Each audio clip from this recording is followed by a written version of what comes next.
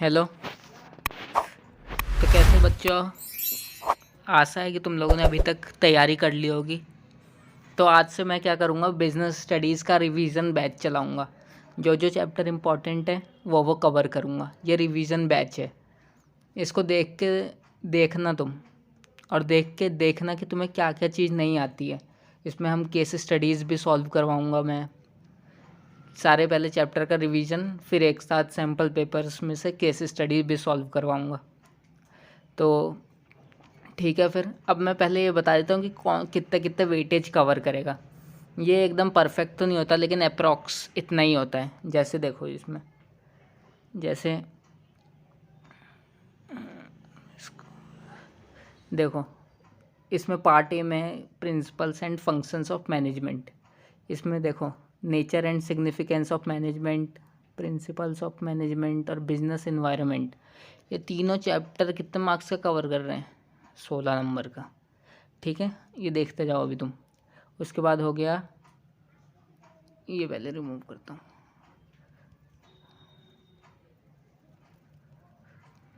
उसके बाद ये हो गया प्लानिंग और ऑर्गेनाइजिंग।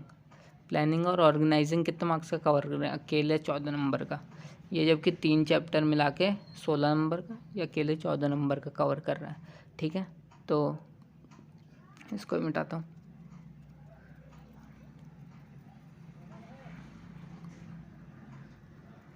ठीक है, अब ये देखो,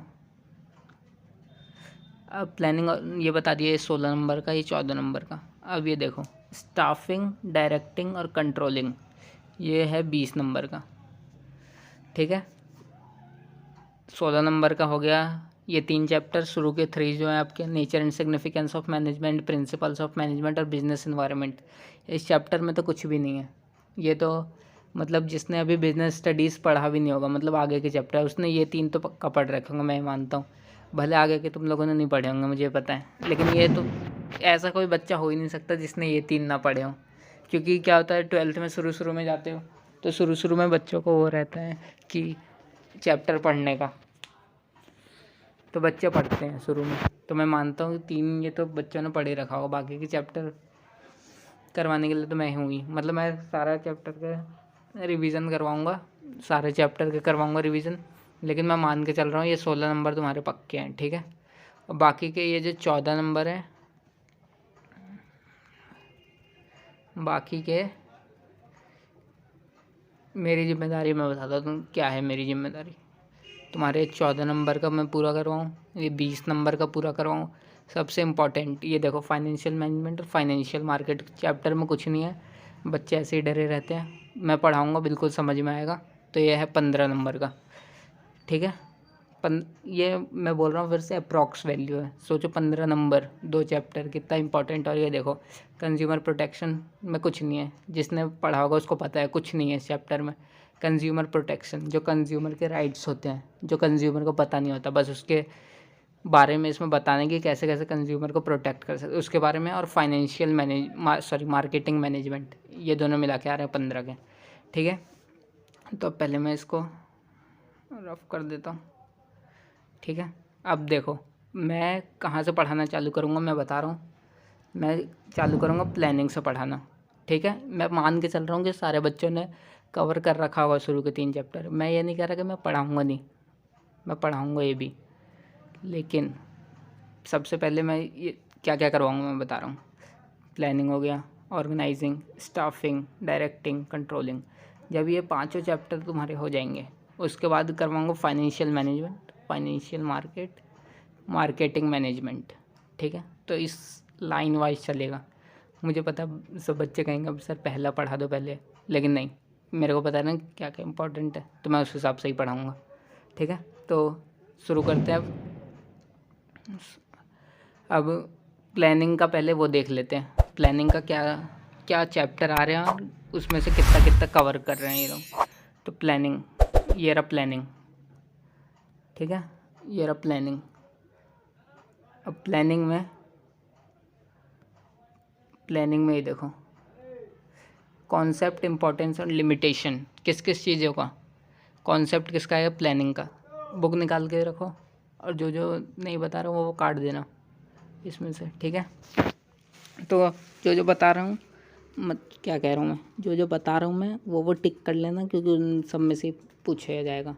बाकी के टॉपिक जितने रह जाएंगे वो काट देना, उनमें से नहीं पूछा जाएगा। और टॉपिक तुम्हारे डिलीटेड है, क्योंकि ये लेटेस्ट है 2022 से 23 का CBSE का सर्कुलर है ये, इसके बाहर नहीं आएगा कुछ भी, ये नई सिलेबस जारी किया है। तो ठीक है, पहला understanding the concept of planning, planning का वो कॉन्सेप्ट, फिर इम्पोर्टेंस भी आएगा, लिमिटेशन आएगी प्लानिंग की, स्टेप्स होता है ना प्रोसेस, प्लानिंग प्रोसेस का, वो आएगा।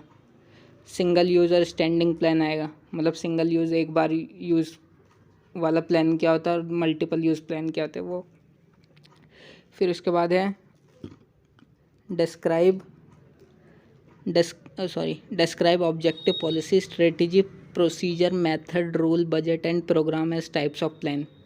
एक ये सब कर लेना, मतलब टिक कर लेना उसमें, बस इतना आएगा। बाकी जितना भी टॉपिक है वो सब पढ़ने की कोई ज़रूरत नहीं, मैं बार बार बोल रहा हूँ, उसमें से नहीं आएगा। जितना मैं पढ़ा रहा हूँ, अगर मैं जितना मैंने पढ़ाया उतना तुमने रिवीजन कर लिया। ये प्लानिंग चैप्टर देखो कितने का आ रहा है, पहले ये देखते हैं प्लानिंग कितने का आ रहा है। प्लानिंग आ रहा है 14 नंबर का, प्लानिंग और ऑर्गेनाइजिंग आ रहा है, मतलब 7-8 नंबर का हो गया ये। 7-8 नंबर में से 8 नंबर में से गारंटी है मेरी 100% गारंटी है मेरी,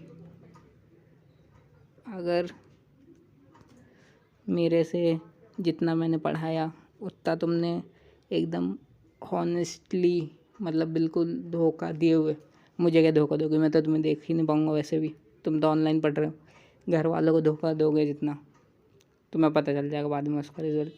तो मैं पहले ही बता रहा हूँ कि जो जो मैं बता रहा हूँ और जो जो CBSE के सर्कुलर से लेटेस्ट ही बता रहा हूँ वही आएगा पेपर में। बार बार बोल रहा हूँ, बार, उससे बाहर नहीं आएगा। आ गया तो इस कमेंट सेक्शन में गाली की बौछार कर देना, और क्या बोलूँ, ठीक है। तो प्लानिंग स्टार्ट करेंगे। प्लानिंग फिर से बता देता हूँ, 7 से 8 नंबर का आएगा, ठीक है, इससे ज़्यादा का नहीं आएगा। तो प्लानिंग है बिल्कुल आसान चैप्टर। तो ये है एक रिवीजन बैच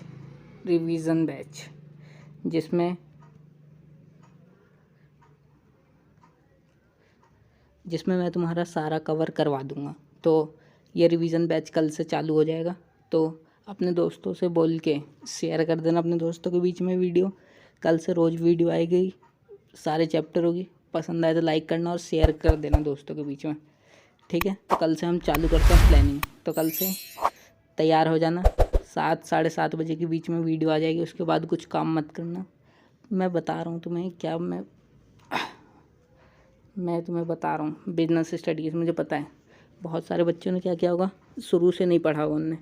100 में से 98-99 बच्चों ने शुरू से नहीं पढ़ा है, ये मैं अच्छे जानता हूँ। मैं क्यों जानता हूँ अच्छे से, क्योंकि मेरे टाइम में बिल्कुल ऐसा था, मैंने भी नहीं पढ़ा था शुरू से बिजनेस स्टडीज़ कुछ भी, और मेरे आए थे 89 नंबर 100 में से, ठीक है। तो मुझे पता है क्या आएगा पेपर में, कैसे लिखना है पेपर, ठीक है। तो उसके बारे में ज़्यादा मत सोचना, मैं जितना बताऊंगा उतना ही करना है तुम्हें बस, ठीक है। तो कल से रिवीजन बैच चालू करेंगे हम। रिवीजन बैच में शेयर कर देना अपने दोस्तों के साथ। 7 से 8 के बीच में मैं ये अपलोड कर दूंगा वीडियो। और मेन बात क्या, कि जब तुम वीडियो जब तुम देखो तो स्पीड मैक्सिमम 1.25 रखना, ठीक है।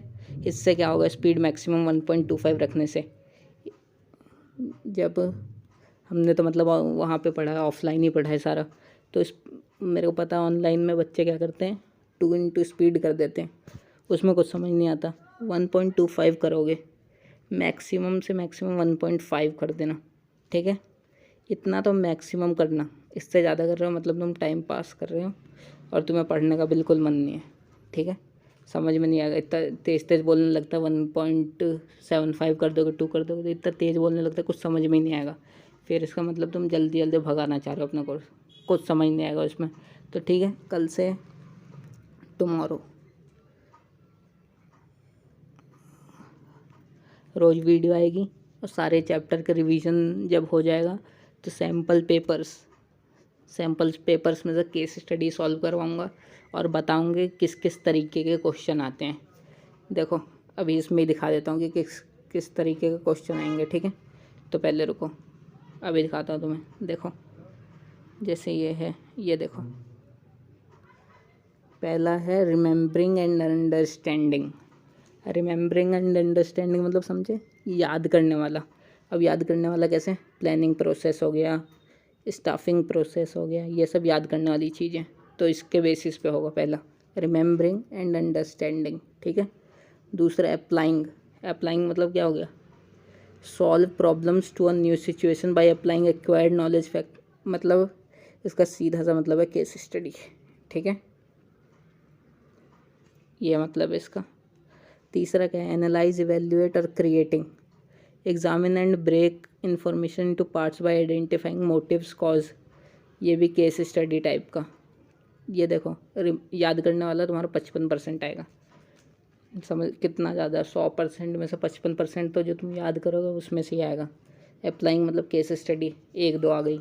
वो एनालाइज इवेल्युएट और क्रिएटिंग, इसमें देखो इसमें क्या, एग्जामिन एंड ब्रेक इन्फॉर्मेशन, कोई तुम्हें केस स्टडी टाइप देगा, उसके बेसिस पे इन्फॉर्मेशन को पार्ट्स में वो करना है, उसके बाद बताना है कि इसमें जैसे मान लो कोई प्रोसेस चल रहा है, स्टाफिंग का ही प्रोसेस चल रहा है, तो उसमें पूछेगा एक एम्प्लॉय गया जॉब लेने, तो उसने पहले वो रिक्रूटमेंट हुई उसकी, उसके बाद उसका सिलेक्शन हुआ, ये सब बताएगा उसमें। तो वो सब वही है, वो आएगा 21.25%। फिर उसके बाद टोटल इन सब का मिला के आएगा 100%। इसमें मेन ये देखो यही लिखा है, compile information together in different way, elements in a new pattern और प्रोपोजिंग अल्टरनेटिव सॉल्यूशन। या तो कोई केस ऐसे दे देगा तुम्हें कि अगर ये चीज़ उसने गलत कर दी तो इसको सही कैसे करें, तो उसके बेसिस पे वो वाले क्वेश्चन 21% आएंगे। और ये अप्लाई केस स्टडी बता दिए वो 23%, ठीक है। तो कल से रेगुलर रिवीजन बैच चालू रहेगा। लास्ट बार बता दिया, 7 से 8 वीडियो अपलोड हो जाएगी। शेयर कर देना, शेयर कर देना,